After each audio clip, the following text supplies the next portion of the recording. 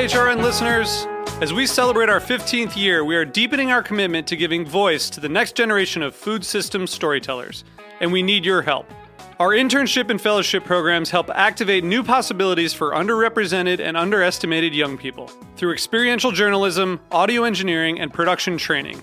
Through these unique programs, HRN helps food equity stewards build essential workforce readiness skills that expand their potential and foster economic mobility. Please consider supporting these critical programs. And with a minimum donation, you can be entered to win a dinner for two at an amazing restaurant in one of 8 cities and tickets to a concert at a great venue in one of those cities. We have incredible partners across the country who have donated, as they also share our passion for helping to educate the next generation of food systems storytellers. Check out heritageradionetwork.org/15 to donate and enter to win today. That's heritageradionetwork.org/15 to donate and enter to win today. And make sure you donate before March 31st. Thank you. The following episode of The Farm Report has been brought to you by the Museum of Food and Drink. The Museum of Food and Drink is holding a Getting the Ball Rolling fundraiser Sunday, March 27th at 1 p.m. You can find out more at their website, which is mofad.org. That's MOFAD.org.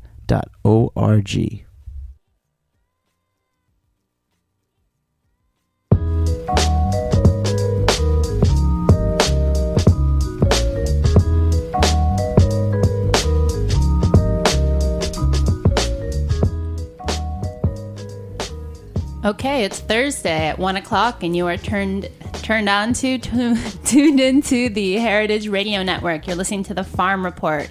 We are coming to you live from Roberta's in Bushwick, Brooklyn, 261 Moore Street. It is a beautiful sunny day, and we are in studio with Mara Gittleman of Farming Concrete. Mara, so nice to have you on the show today. How you doing? Fine. Thanks, Erin, for bringing me on. I'm excited to be here. Me too. I'm in a little bit of a rush because I want to go outside and enjoy some of this beautiful sunshine.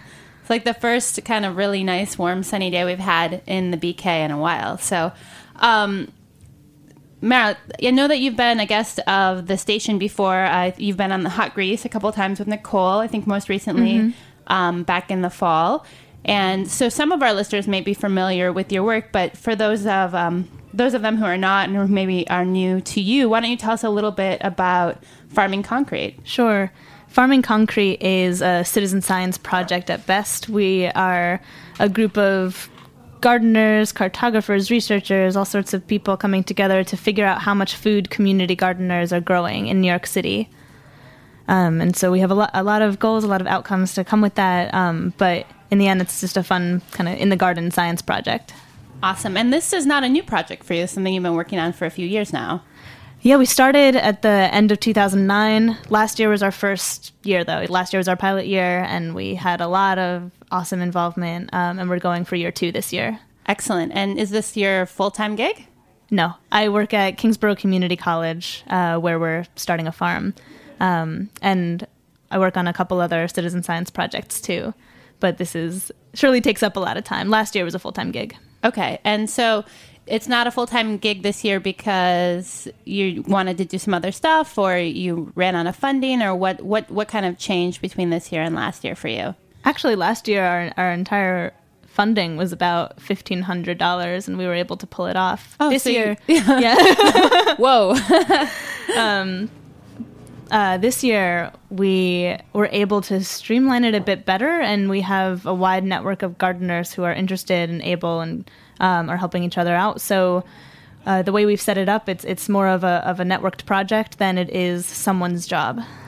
Awesome. So I was checking out your website a little bit earlier today. Can you give that for our guests so if they want to learn more about you or tune into that while we're talking? Sure. We have tons of information about the project and how to get involved and how to do it in your own garden, regardless of whether or not you're in New York City, at farmingconcrete.org. And we also have an interactive web map with the results from 2010 at harvest.farmingconcrete.org. Awesome. So you had your first, kind of full year. You just wrapped 2010. What were you say were the big takeaways of the year? I mean, did the project kind of go as you envisioned it? How is the data being used? Like, what were some of the big learnings that you guys had? Yeah. We got started a little bit late. we had our first meeting with a group of about 20 volunteers in the very beginning of June, which in Gardner World is way too late. You've already missed the spring season. So it was kind of a big push to get out there and get our project going, which was a lot of fun. We chose to do it mostly on foot and mostly in person. And that way we were able to reach a lot of gardens and a lot of gardeners without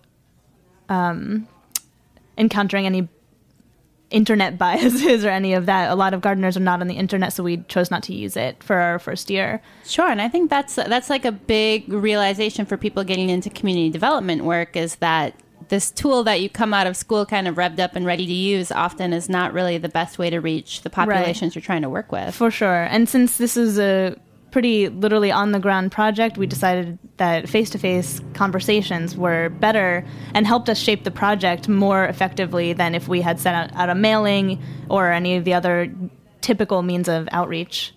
Okay, so you guys kind of sat down, you wrote up a list of places to visit, and then I'm sure as you were going from site to site, they were like, oh, do you know about so-and-so? Or, I mean, the project probably expanded a little bit within the midst of the work. Was it challenging to kind of add as you go, or was that not really the case? No, it wasn't very challenging to add as we went, mostly because we had such an amazing crew of volunteers who could go out to a bunch of gardens, do lots of outreach, and then go out again with scales and binders and harvest logs and all the materials needed for the project. If we didn't have that team, the project would not have worked. Where did those people come from? All over the place. Some were like educators and students at schools who had some time off in the summer, and this was just a part-time volunteer thing on weekends. We had people involved through our partner organizations, which are Green Thumb, New York Restoration Project, and Just Food. People responded to requests for internships on idealist.org. We had people from all over. That's awesome. Yeah. That's great. So what were some of some of your findings? So the big results from last year, which we're really excited. We hope to actually come out with a report this month, a big overall report, and then we're sending each garden that participated their own individual report. We were able to, the project has two sides. We have gardeners who are actually weighing everything that comes out of their raised bed. And we had 110 gardeners do that throughout the growing season last year. And the other part is crop inventory, in which we actually count every single edible plant that's growing in a garden. What? And that way we're able to average the pounds per plant for each of the gardeners weighing their produce, multiply it by the number of plants we know exist in a garden, and we have an estimate of how much food was grown. So last year, we spent most of our energy on outreach, and we were still able to inventory 67 gardens, which we're really proud of doing. There are more than 400 community gardens in the city that are producing food, about 500 community gardens in total. And we were able to get to, I guess, like a sixth or seventh of them. And can we just take a pause for a second and define, like, community? I was thinking about this on the way over. Like, is a community garden, like, what makes it? Is that different? How is it different than, like, my garden in my backyard? And, like, where do you kind of draw the line, or what are the parameters? That's a great place to step back and talk a little bit. The ACGA defines a community garden as any space where people are gardening, so more than one person. Any space where more than one person is planting something. In New York City, I mean, that could be anyone's backyard. That could be any place, any location. We chose to narrow the definition of community garden to those spaces that are open to the public, that anyone can join. And so in that way, last year we didn't include school gardens. That's probably going to change this year. School gardens are arguably also community gardens.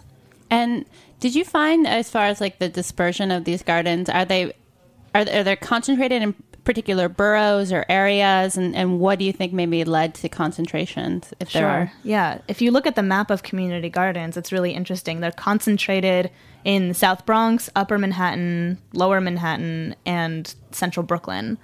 And a lot of that comes from the burning down of tons of buildings and urban decline in the 70s and 80s. You're left with tons of vacant lots in certain neighborhoods, and that was intentional on the part of those who were burning down their buildings and leaving.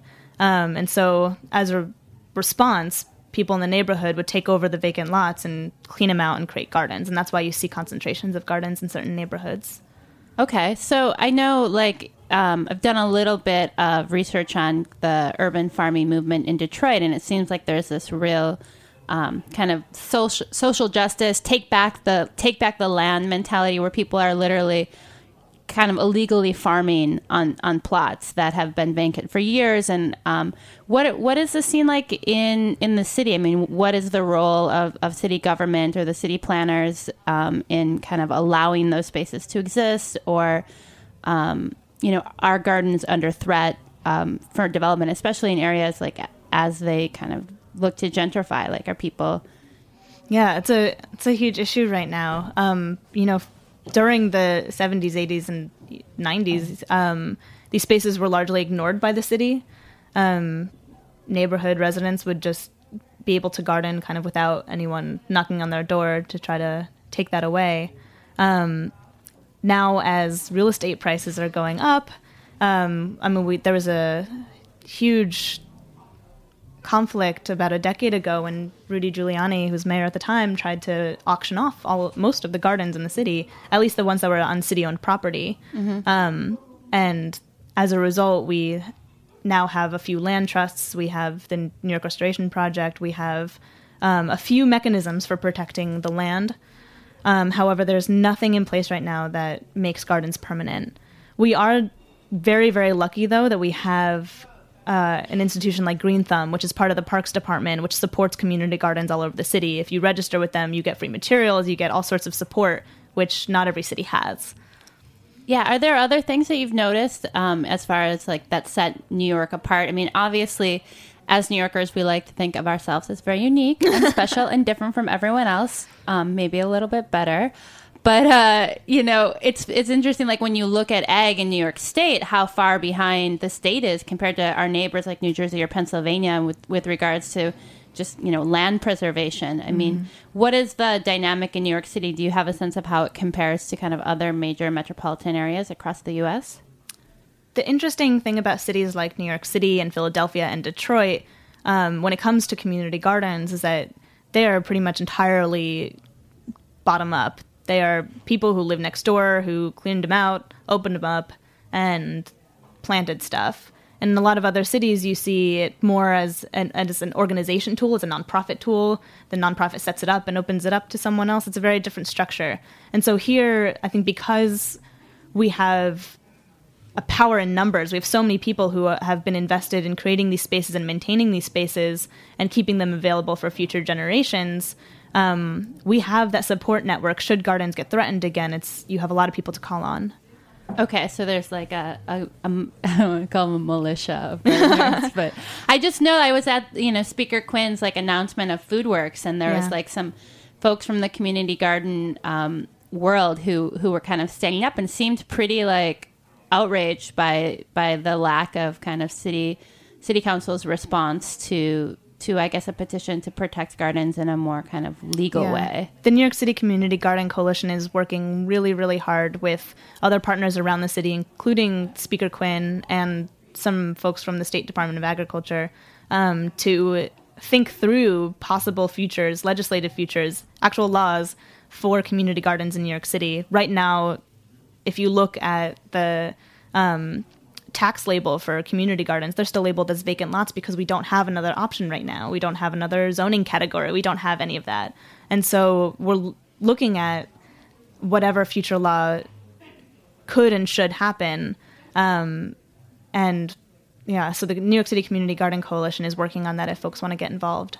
Awesome. I think that's like something, it's always interesting as urban residents to kind of think more broadly about ways you can get involved in food production. I mean, it doesn't always have to be growing something, right. It's like showing up at your community board meetings or just being, engaged and aware and lending your name to organizations that are out kind of doing the work on the ground is also like a really powerful tool. So I'm curious, I'm in grad school myself right now and was doing research on, programs across the country looking at like who in the nation was doing work around food policy or urban farming being one component of that. And it sounds like you have gotten quite an education. So where Where'd you get that? Where's all that info coming from? I mean, is it a school? Is it a more formal thing? Is it an informal thing? Like, what do you recommend for other people kind of looking to tuck into this movement? Yeah, my education on these issues surely started at school.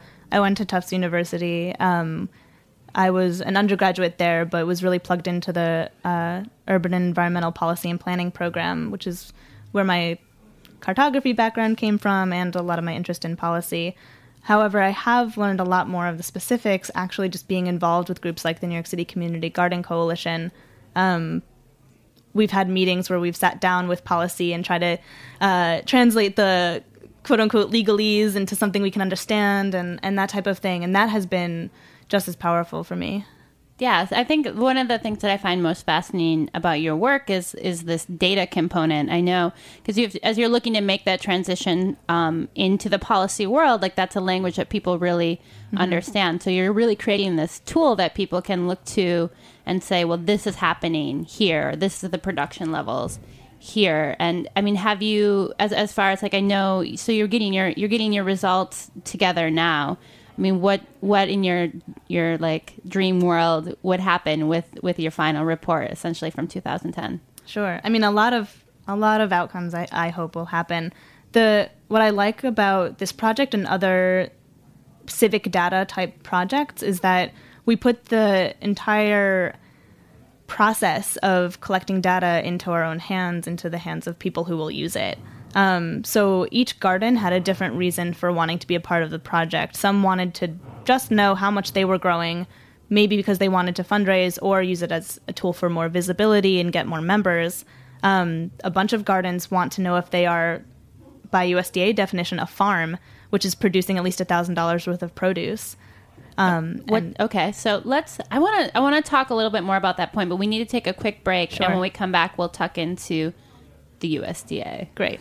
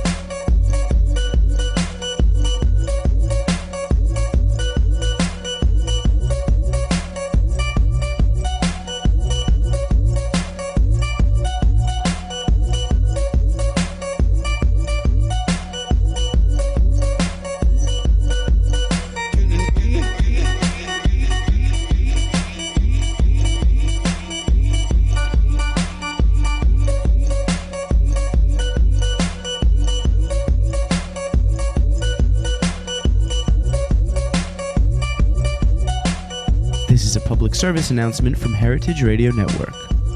Every Tuesday at noon, Dave Arnold, the author of CookingIssues.com, will discuss new and innovative techniques, equipment, and ingredients.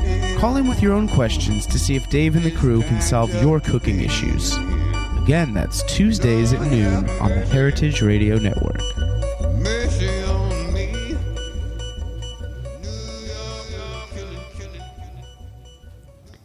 Okay, we're back. You're tuned in to the Farm Report on the Heritage Radio Network. We are live in studio with Mara Gittleman of Farming Concrete. And before the break, we were talking about community gardeners in New York, kind of wondering if they're producing $1,000 worth of food. And that's essentially what qualifies you as a farm in the eyes of the USDA? Yeah, I mean, I think there are a few more nuances there, but that's the bottom line. If you're looking at just some way to quantify your food production, that's it. That's the baseline. And so, if you're defined as a farm, I have to imagine that there's like some kind of benefit to that, tax benefit, or I mean, do you have a sense of like why people would care about how they're defined?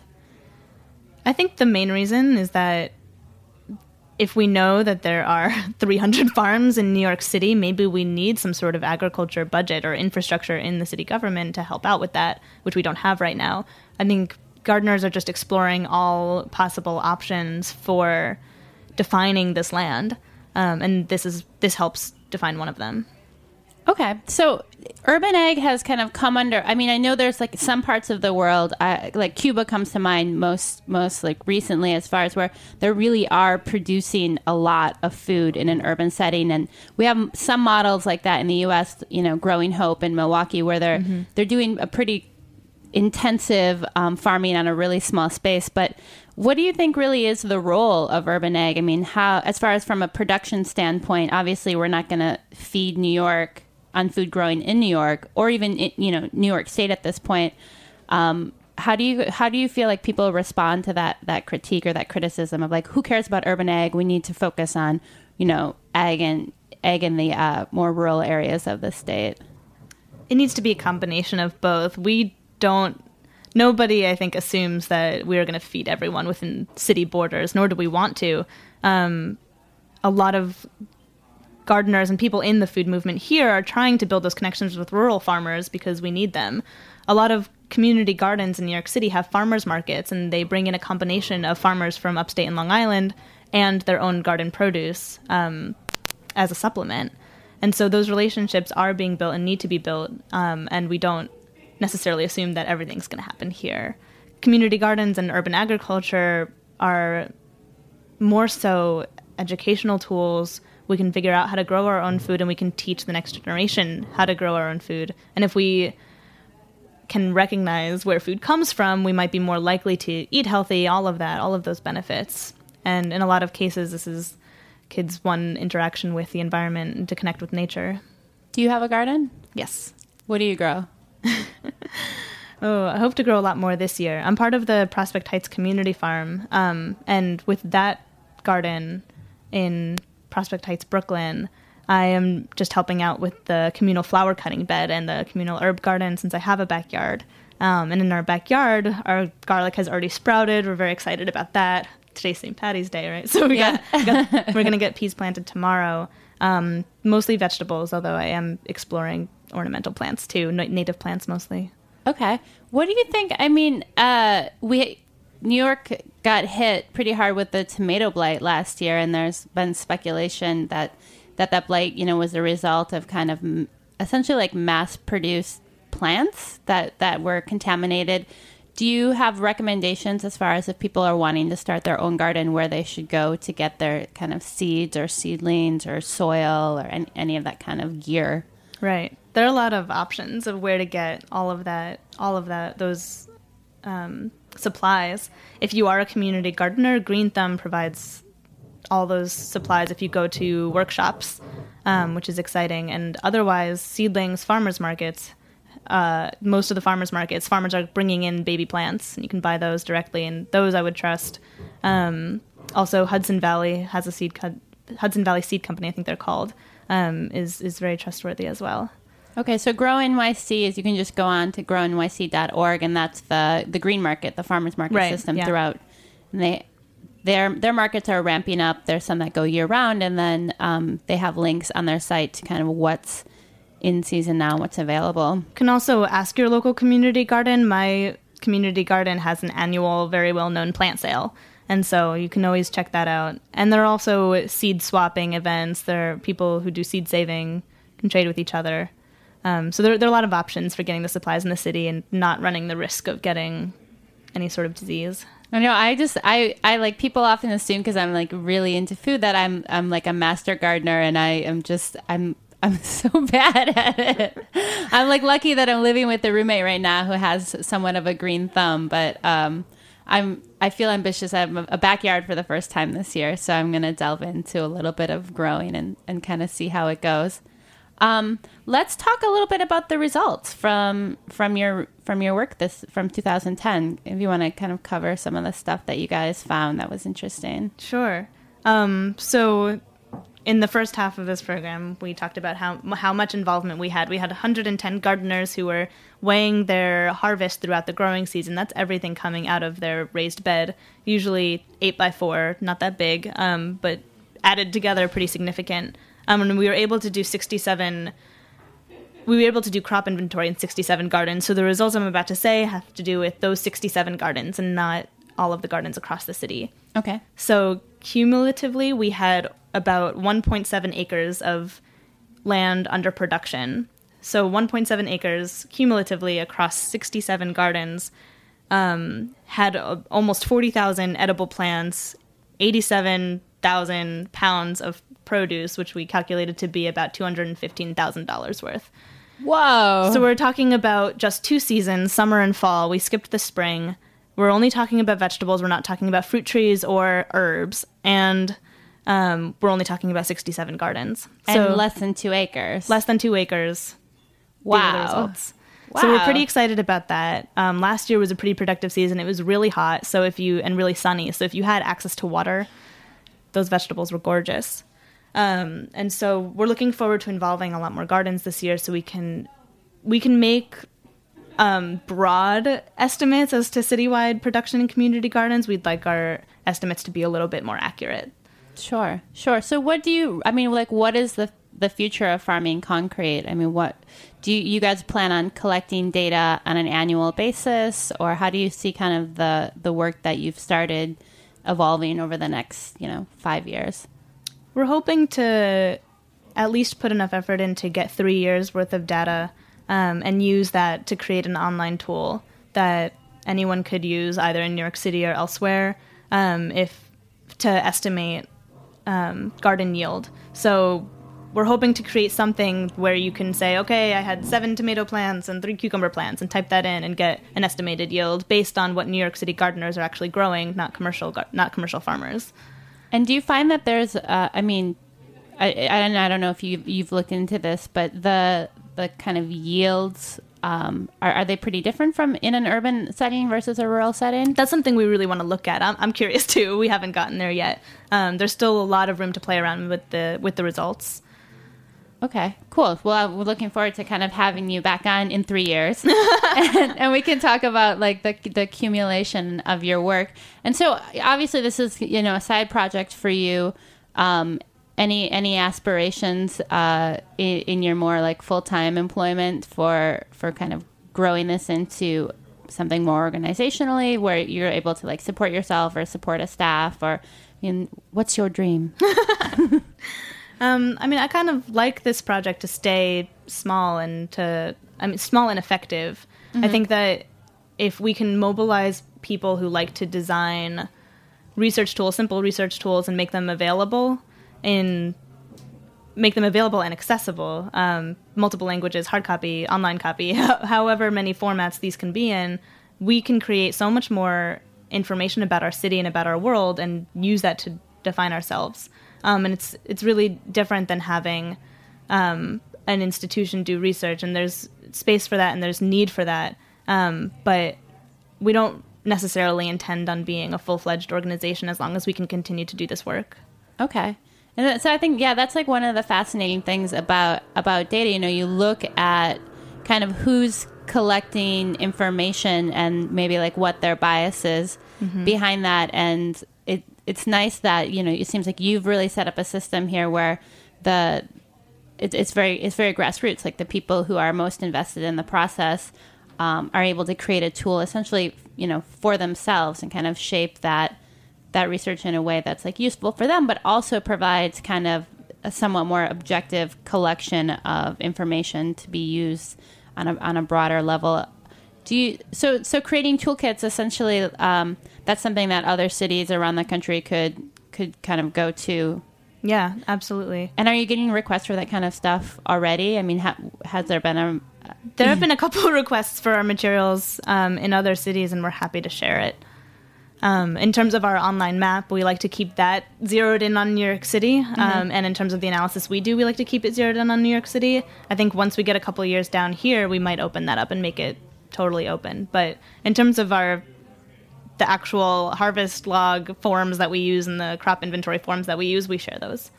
Awesome. It's kind of funny. Like, I imagine you've kind of quickly rocketed to the top of the list as urban farming experts. I mean, it's like such a small world that I think people are really searching for someone to identify with. And I mean, it's funny. I don't consider myself an expert on it at all, because we're always looking to. I like That's one of the reasons why I love working with community gardens, and why I'm part of a community garden is to learn, is to ask all those questions.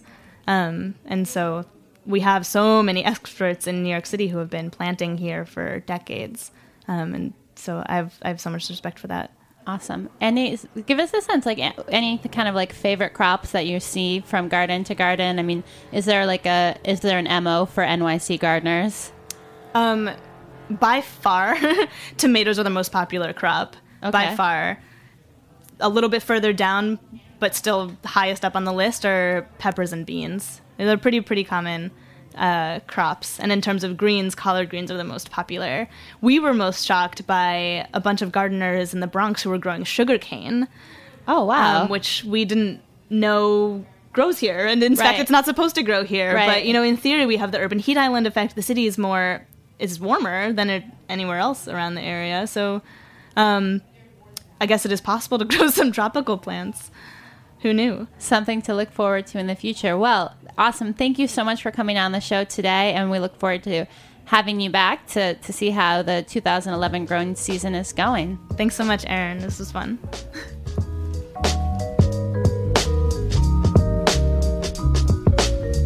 Thanks for listening to this program on the Heritage Radio Network.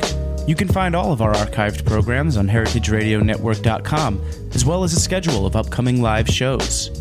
You can also podcast all of our programs on iTunes by searching Heritage Radio Network in the iTunes Store. You can find us on Facebook and follow us on Twitter for up-to-date news and information. Thanks for listening.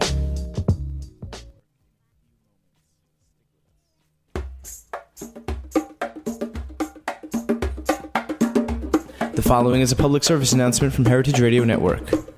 The Snacky Tunes compilation has arrived and is available for free on our website, heritageradionetwork.com. This compilation features live performances from some of the hottest acts around today, including Midnight Magic, Surfer Blood, Overhopper, and more. Again, you can download this compilation for free on our website, heritageradionetwork.com, and make sure to listen to Snacky Tunes every Monday at 2 p.m. on Heritage Radio Network.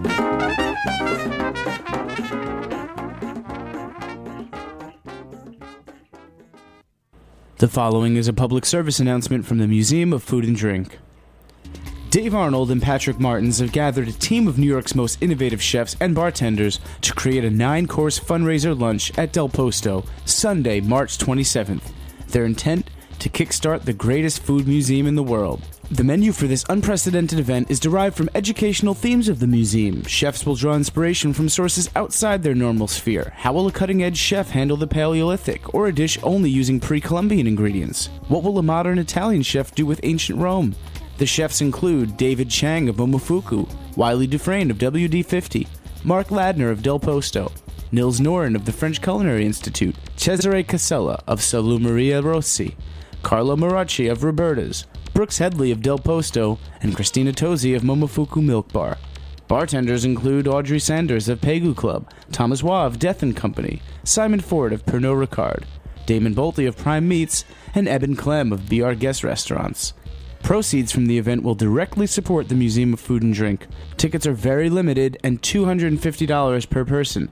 To purchase tickets, please visit mofad.eventbrite.com. That's mofad.eventbrite.com. Once again, mofad.eventbrite.com. Sponsored by Pernod Ricard, Heritage Foods USA, Pat LaFrida Meats, Barterhouse Wines, Del Posto Restaurant.